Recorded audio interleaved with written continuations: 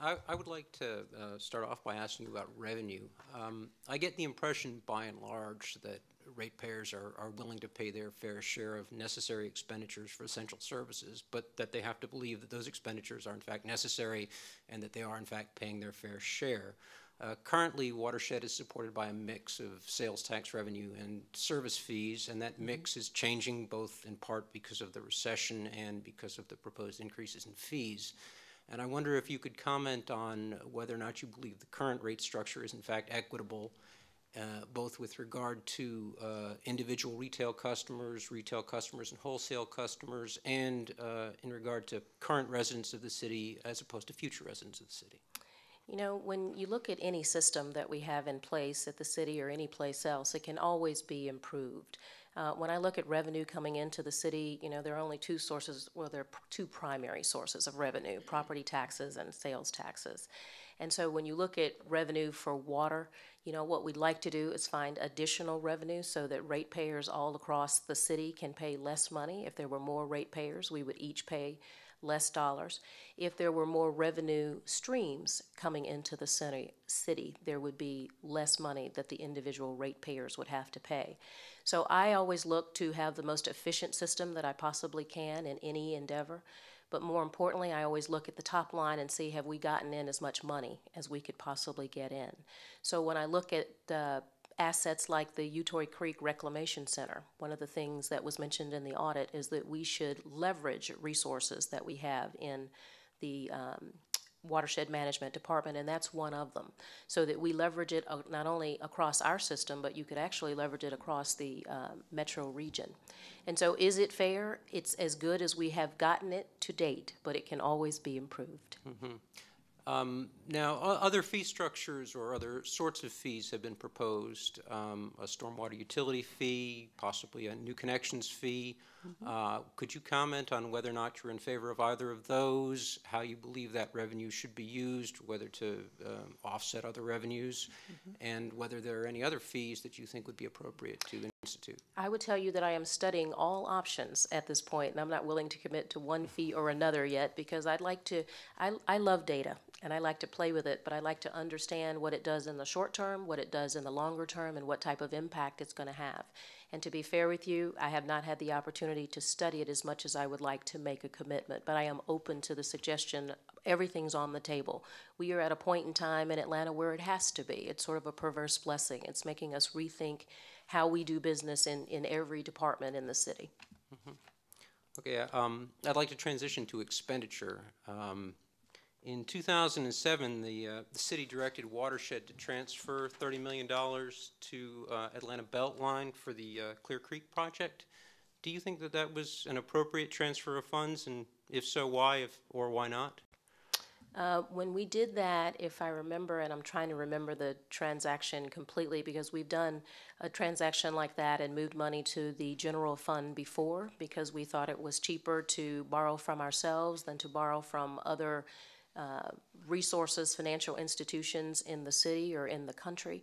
And so I believe in the Beltline, and this was something that we needed at the time, and it was a good approach for financing for that particular project. And I think the Beltline is a project that I am very much in favor of, primarily because of the job creation, the economic benefit that the city will derive, and the growth that it will achieve because of it. Do you think that the interests of Watershed were served by that transaction? Yes, in the long term, yes, sir, I do.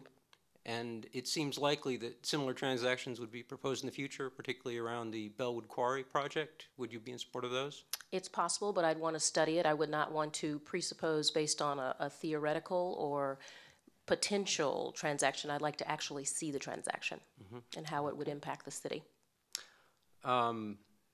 With regard to the management at Watershed, it has been suggested that Watershed be run more like a business. And I am curious to know if you agree with that statement, and if so, in what regard do you believe Watershed should be run more like a business? Well, I think the city in general should be run more like a business. I think we should measure everything we do. We should determine what the objectives are. We should set clear metrics in place and measure against them and report those on a regular basis. So we have made some significant progress in watershed management, but we still got a long way to go. The consent decrees in and of themselves say that unless forced, this city has not always taken the action it needed to take to repair and upgrade its infrastructure. So if we were running it like a business and we had property management or facilities management, we would have done that proactively rather than reactively. So every business that I know of that is run well and that makes money, and this is different. This is not a business where we make money, but this is a business where we serve the common good and restore or try to have a good quality of life. And so running it like a business because we are spending taxpayer dollars, number one, and because we all choose to live in an environment that is safe, clean, affordable, then absolutely we should run it more like a business. Now, several years ago, we experimented with privatization in watershed, and that was widely perceived as a disaster. Do you believe that that was a fundamentally flawed concept, or that that was a good concept poorly implemented? And do you see any opportunities for privatization, public-private partnerships, or significant outsourcing in watershed currently? Yeah, we do a lot of public-private partnerships in the city already, and I really appreciate those and like those a lot. There are some instances where we use outsourcing. I think the vending program is one where we are doing that right now. Privatization is a model that may work in some venues. I know what I am not willing to do, for example, is privatize the airport. That is not a place that I think there will be economic benefit to the city, and frankly, it's illegal. We can't actually do it as much as people talk about it. So what I would tell you is I'm not interested in selling off any piece of the city. I'm interested in doing what's best, most efficiently and effectively for the city. My preferred method of operation, number one, is to stick to what we do best and what we are required to do by the city charter. Pick up trash, deliver water, deliver public safety. Those additional services that we want and need, I prefer public-private partnerships. For example, our recreation centers we have in the city, only about, well, all of them are getting ready to be reopened now because we passed the budget a couple of weeks ago.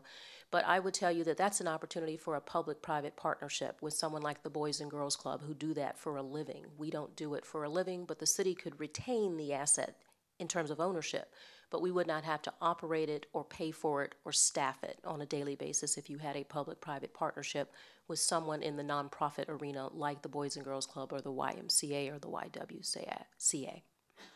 The current program to replace residential water meters has been a source of a great many complaints, both overbilling complaints to which the department seems to have shown a deaf ear, and generally dysfunctional meters, either broken upon installation or improperly installed. I wonder if you could comment on whether or not you believe that that program was properly undertaken, and how you would go about improving the way in which watershed management resolves these sorts of billing complaints. That's a great question. I think that overall I do think it's a good program. When I look at the water meters that have been repaired over the last 7 or 8 years, we've gone, and the difficulties we've had with them, from 20,000 to about 4,000. That doesn't mean we're perfect by any stretch of the imagination. And anytime you take on a new initiative, rolling it out is critical. And maybe rolling it out in a pilot program or a couple of places in the city until you work out all the kinks. Maybe that would have been better, I don't know, but I would tell you that it is a good program. I believe in the program and I would want to continue it. We are significantly invested in the program, and I think there are long-term benefits to the city, and so we just need to make the corrections that we need to make at this juncture. And so you believe the program will ultimately pay for itself in terms of the savings associated with reading the meters? I do. And what would you do as far as billing complaints? You think that is handling those adequately, or do you think that some new structure needs to be created? No, I don't think we're handling those adequately. I probably get the most questions in my office, in the president's office, about billing questions, and they are not always well received when they call the consumer hotline or the customer service line. And so we have some significant work to do there. That's probably the weakest link in the department, is what I would assess, just having been an elected official for 5 years and having had my staff having to resolve those issues on a regular basis. It's pretty chronic.